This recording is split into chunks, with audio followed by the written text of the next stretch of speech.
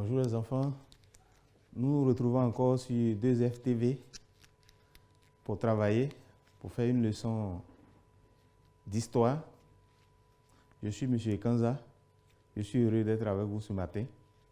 Nous allons faire une leçon d'histoire, mais pour commencer notre leçon, nous allons nous rappeler rapidement ce que nous avons vu précédemment. Vous allez me donner la date du début de la Deuxième Guerre mondiale et la date de sa fin. La Deuxième Guerre mondiale a eu lieu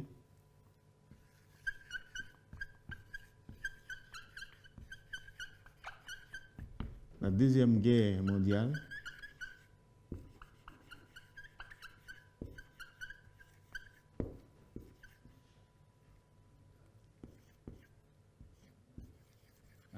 a eu lieu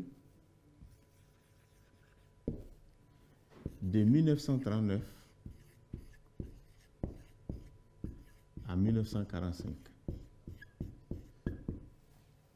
Et nous avons dit que ça s'est achevé par la défaite de l'Allemagne et ses alliés, l'Italie, le Japon, et par la victoire de la France et ses alliés, les États-Unis, l'Angleterre, la Russie, etc. Alors, nous allons citer au moins deux conséquences que cette guerre a eues sur la Côte d'Ivoire. Les conséquences de la Deuxième Guerre mondiale pour la Côte d'Ivoire, c'est premièrement l'envoi de soldats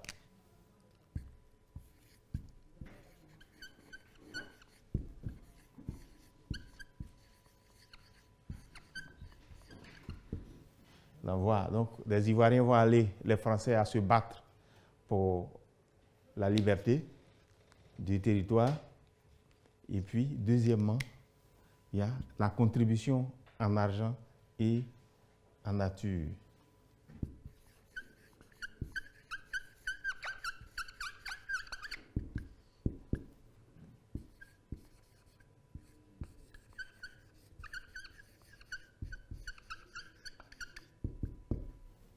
Nous avons dit que pendant cette période, la Côte d'Ivoire étant une colonie française, les Ivoiriens devaient payer les impôts, l'impôt de capitation.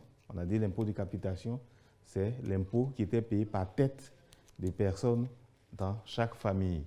Donc pendant la guerre, ces impôts vont devenir plus grands, vont s'élever, et donc les Ivoiriens sont obligés de payer et même de donner du matériel, des aliments, etc., pour qu'on puisse aller nourrir les soldats qui sont au front.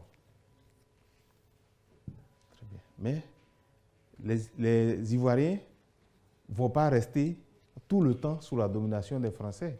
On a dit que même quand les Français s'installaient, il y a des gens qui n'étaient pas d'accord, qui ont résisté. Mais les choses vont évoluer et nous allons voir comment ça va évoluer. Le 7 août 2019, la Côte d'Ivoire commémorait les 59 ans de la fête anniversaire de son indépendance. La télévision présentait Félix Houphouët-Boigny comme le père fondateur de la Côte d'Ivoire moderne. Vous vous interrogez sur la vie de cet homme. Vous vous organisez pour identifier les étapes du processus de l'indépendance de la Côte d'Ivoire et expliquer le rôle joué par les syndicats et les intellectuels. Donc, nous avons dit que les Ivoiriens, ils ne vont pas rester tout le temps sous la domination française. Ils vont chercher à devenir eux-mêmes les maîtres de leur pays. Mais ça ne va pas se faire d'un seul jour. Aujourd'hui, ce que nous allons voir, c'est les étapes du processus d'indépendance de la Côte d'Ivoire. Ça a commencé quand? Comment ça s'est passé pour que nous soyons indépendants? Nous avons dit que la Deuxième Guerre mondiale, a eu lieu de 1939 à 1945. Pendant cette guerre, quand nous avons fait la leçon, nous avons dit que la grande partie de la France a été occupée par l'Allemagne et il y a un groupe de Français qui dirigeait la France libre qui s'était réfugié en Angleterre. Et donc, pendant la guerre, au vu de ce que les Africains ont beaucoup aidé la France et aussi de ce que les Africains voulaient plus de liberté, le chef de la France libre, le général de Gaulle, va donc organiser une conférence en Afrique. Alors, comment on a appelé cette conférence qui va organiser en Afrique et où cette conférence a eu lieu. Alors, en 1944, voyant que la guerre touche à sa fin, le général de Gaulle, qui est le chef de la France libre, c'est-à-dire ceux qui n'ont pas voulu être sous la domination des Allemands et qui se sont enfuis en Angleterre, va donc convoquer les gouverneurs des colonies d'Afrique noire, l'Afrique occidentale française, qui regroupe les colonies d'Afrique de l'Ouest et l'Afrique équatoriale française, qui regroupe les colonies françaises d'Afrique centrale. Il va les rassembler pour une réunion à Brazzaville. La Brazzaville, c'est la capitale de la République du Congo. Donc, à quelle date va-t-il les réunir? Il va les réunir du 30 janvier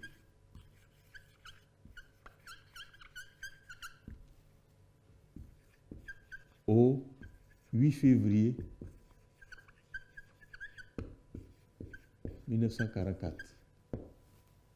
Mais quand il est réuni à Brazzaville, qui est convié à cette réunion? Il convoque les gouverneurs. On a dit que les gouverneurs, ce sont des Blancs qui représentaient la France dans les colonies. Et donc, il convoque ces différents gouverneurs à Brazzaville pour se réunir. Qu'est-ce que nous remarquons? Nous remarquons qu'on va parler de l'Afrique, de la Côte d'Ivoire, mais on ne convoque pas les Ivoiriens ou les Africains. Ce sont les gouverneurs qui sont convoqués. Mais à cette réunion, ils vont décider que, vu ce que les Africains ont fait pour la France pendant la guerre, il faut qu'il y ait des avancées, il faut qu'il y ait plus de liberté pour les Africains à la fin de la guerre. Donc, cette réunion aura lieu, a lieu à Brazzaville. On a appelé la conférence de Brazzaville.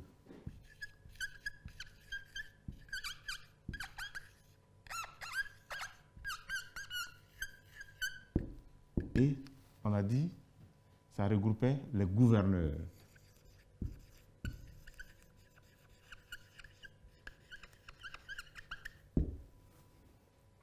Mais les Africains, on a dit, ils ne supportaient pas, ils n'étaient pas d'accord avec tout ce que les Blancs faisaient, les Français faisaient en Côte d'Ivoire. Donc les planteurs ivoiriens, dans cette même année 1944, ils vont se réunir en juillet 1944, ils vont se réunir à Treichville, en Côte d'Ivoire, et ils vont décider, les grands planteurs, de se mettre ensemble pour créer un syndicat qui va défendre les intérêts des Noirs. Pourquoi? Parce qu'on a dit, pendant la colonisation, il y avait le travail forcé. On prenait les bras valides, les Noirs, pour aller travailler gratuitement dans les champs des colons. Et les planteurs n'avaient pas de main-d'œuvre, n'avaient personne pour travailler. Alors, ils vont se réunir pour défendre leurs intérêts et leurs produits aussi étaient mal payés. Ils vont se réunir et ils vont décider de se mettre ensemble pour créer ce qu'on va appeler le syndicat agricole africain.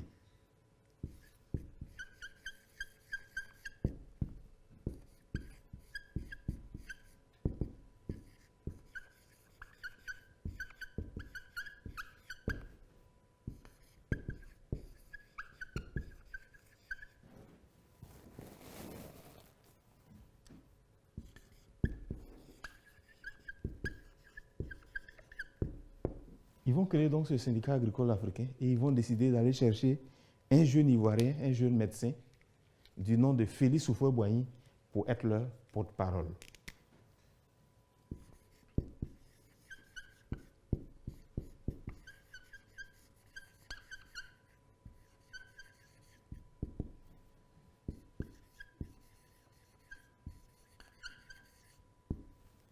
Il sera donc le porte-parole des planteurs ivoiriens face aux abus des colons.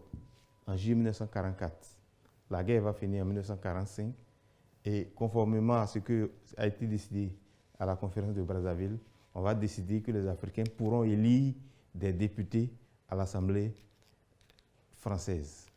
Donc, Félix Houphouët-Boigny sera présenté par ses homologues planteurs et il sera élu comme le député de la République de Côte d'Ivoire.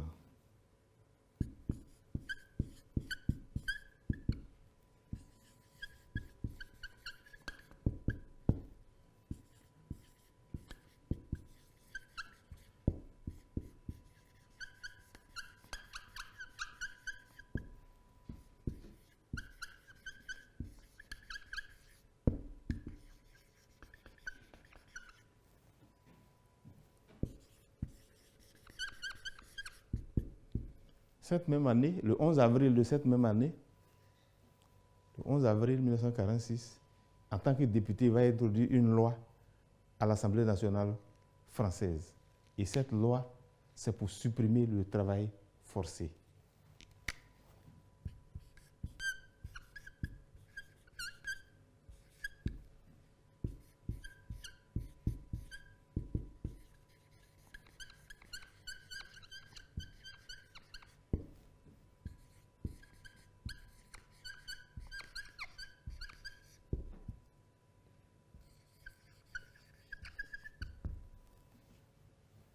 Cette même année 1946 sera créée l'Union française.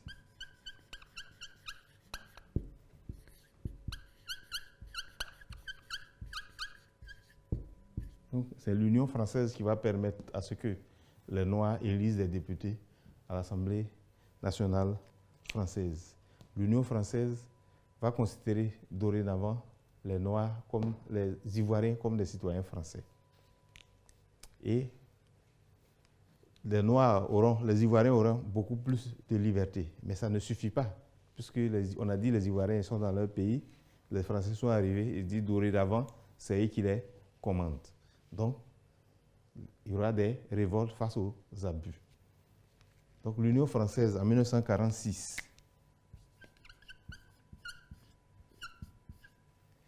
ne va pas régler tous les problèmes. Et les contestations, les luttes vont continuer. En 1956, il y a une loi qui sera votée par Gaston Defferre, qu'on appelait la loi cadre.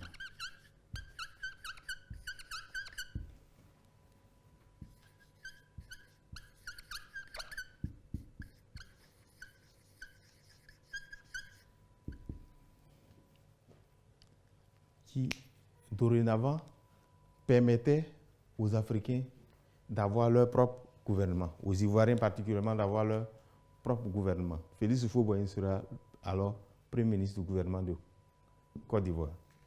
Mais nous ne sommes pas indépendants, nous sommes toujours sous la domination des Français. La loi cadre en 1956 va permettre aux Africains d'avoir encore plus de liberté que l'Union française, mais ça ne va pas suffire. Les Africains, les Ivoiriens vont toujours réclamer leur indépendance. Ils veulent eux-mêmes se diriger, puisque avant, les Africains, les Ivoiriens se dirigeaient eux-mêmes et les Français sont venus s'imposer. Alors, le chef du gouvernement français, le président français d'alors, qui était le chef de la France libre pendant la guerre, le général de Gaulle, va proposer en 1958 aux Africains un référendum. Un référendum, ça veut dire qu'on va voter pour dire on est d'accord, on vote oui, on n'est pas d'accord, on vote non. Donc, il leur demande de créer ce qu'on appelle la communauté franco-africaine. Ça veut dire que les Ivoiriens et les Français sont ensemble, mais si les Ivoiriens et les Africains veulent, ils peuvent prendre leur indépendance. Donc, on va appeler ça la communauté franco-africaine.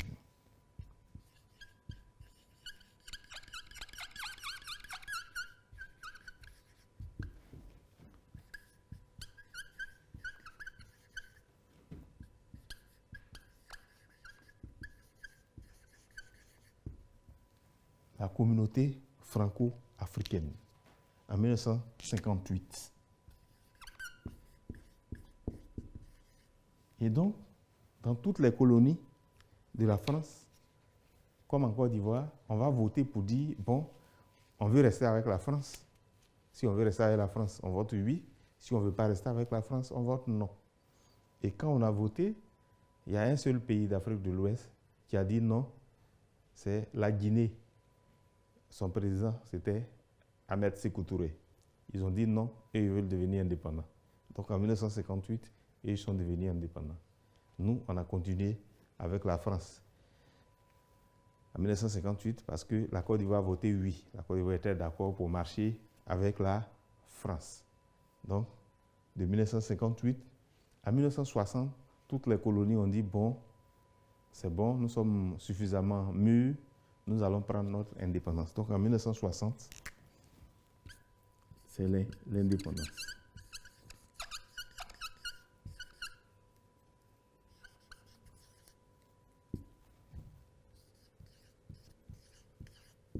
Donc, les différentes colonies vont prendre leur indépendance en 1960. En Côte d'Ivoire, nous avons décidé, Félix Houphouët-Boigny va proclamer l'indépendance de la Côte d'Ivoire le 7 août. Le 7 août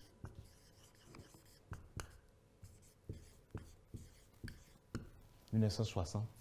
Et il va devenir en même temps le premier président de la République de Côte d'Ivoire. C'est pour ça qu'en 2019, ça fait 59 ans que la Côte d'Ivoire est indépendante. En 2020, le 7 août 2020, la Côte d'Ivoire aura 60 ans d'indépendance. Donc, voilà le processus qui va permettre à la Côte d'Ivoire d'accéder à l'indépendance. Nous avons dit, pendant la guerre, les Ivoiriens ont fait beaucoup d'efforts. D'autres sont allés se battre. Il y en a qui sont morts. D'autres sont blessés. D'autres vont revenir à la fin de la guerre. Mais le chef de la France libre, ayant vu ces efforts faits par les Ivoiriens, par les Africains, et vu que les Africains voulaient la liberté, alors il va organiser une conférence à Brazzaville du 30 janvier au 8 février 1944. Malheureusement, à cette conférence, on ne convoque pas les Ivoiriens, les Africains qui sont concernés, mais c'est les gouverneurs qui sont convoqués. Néanmoins, cette conférence va dire, à la fin de la guerre, il faut qu'on donne un peu de liberté aux Ivoiriens, parce qu'ils nous ont beaucoup aidés pendant la guerre. Mais les Ivoiriens n'ont pas dormi, ils n'ont pas attendu que cette conférence vienne les libérer. Eux-mêmes ont continué à se battre. Donc en juillet 1944, ils vont créer donc le syndicat agricole africain, qui va créer plus tard, nous allons le voir la prochaine fois, qui va créer plus tard un parti politique, le PDCI, qui va aider à la libération de la Côte d'Ivoire. Donc, en 1944, ils vont donc créer le syndicat agricole africain. En 1946, à la fin de la guerre, l'Union française est créée et on dit maintenant que les Africains sont des citoyens français. Donc, on va organiser des élections et les Africains auront le droit de choisir des députés à l'Assemblée nationale française. En Côte d'Ivoire, c'est Félix Houphouët-Boigny qui sera élu comme le premier député de la République de Côte d'Ivoire des Ivoiriens en France. Et lorsqu'il est élu, comme il fait partie du syndicat agricole africain et qu'il sait que le travail forcé n'est pas bon, ça fatigue les Ivoiriens qui travaillent gratuitement pour les Français, alors il va demander par une loi, la loi du 11 avril 1946, la suppression du travail forcé. Les Ivoiriens vont continuer à marcher avec les Français. En 1956, la France, un député français, Gaston Defferre, va proposer une loi qu'on appelle la loi cadre, qui va maintenant dire que les colonies, comme la Côte d'Ivoire, sont des territoires d'outre-mer et qui ont le droit d'avoir un gouvernement. Donc, Houphouët-Boigny sera le premier ministre du gouvernement de Côte d'Ivoire. Ensuite, dans la marche, en 1958, le général de Gaulle, le président de la France, va proposer aux Africains, soit on reste ensemble, ou alors vous décidez de vous libérer, de marcher vous seul. Et on va faire donc un référendum, et à la suite de ce référendum, la Côte d'Ivoire et les autres colonies, à part la Guinée qui a voté non, vont choisir de marcher avec la France. Et enfin, en 1960, les colonies vont décider de prendre leur indépendance. Et donc, le 7 août 1960, l'indépendance de la Côte d'Ivoire est proclamée par Félix Houphouët-Boigny, qui va devenir le premier président de la République de Côte d'Ivoire. Il sera président de 1960 à 1993. Bien, nous espérons qu'on a retenu. On va noter. Nous retenons de notre leçon d'histoire sur les étapes du processus d'indépendance que face aux abus des colons français, les Ivoiriens réclament l'indépendance. Du 30 janvier au 8 février 1944, se tient à Brazzaville au Congo une conférence sur l'avenir des colonies. La conférence de Brazzaville réunit autour du général de Gaulle le chef de la France libre, les gouverneurs des colonies. Les planteurs ivoiriens créent le 10 juillet 1944 le syndicat agricole africain et désignent Félix Houphouët-Boigny comme leur porte-parole. Le 11 avril 1946, en tant que député, il fait voter la loi supprimant le travail forcé. L'Union française est créée en 1946 et reconnaît les Africains comme des citoyens français. La loi Gaston Defferre, ou loi cadre, est adoptée en 1956 et permet aux Ivoiriens d'avoir leur propre gouvernement. En 1958, la communauté franco-africaine donnait aux Africains le choix entre l'autonomie et l'indépendance. En 1960, les Ivoiriens choisissent l'indépendance. L'indépendance de la Côte d'Ivoire est proclamée le 7 août 1960 par Félix Houphouët-Boigny, qui devient le premier président. Bien, voilà ce que nous pouvons retenir. Par la suite, nous allons voir quels sont les hommes, dans la prochaine leçon, quels sont les hommes qui ont œuvré avec Félix Houphouët-Boigny, quel a été le rôle des syndicats et le rôle des intellectuels pour aboutir à l'indépendance de la Côte d'Ivoire. J'espère qu'on a retenu le processus, les étapes qui nous ont permis d'arriver à l'indépendance, qu'on va les réviser pour que la prochaine fois, nous puissions continuer et voir quels sont les hommes, les acteurs qui ont permis à ce que ce processus aboutisse à l'indépendance de la Côte d'Ivoire. J'ai été heureux d'être avec vous sur 2FTV. Merci de nous avoir suivis.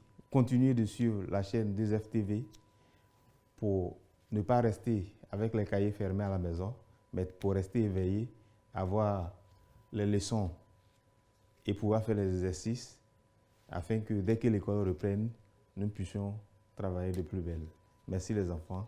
Au revoir. À très bientôt.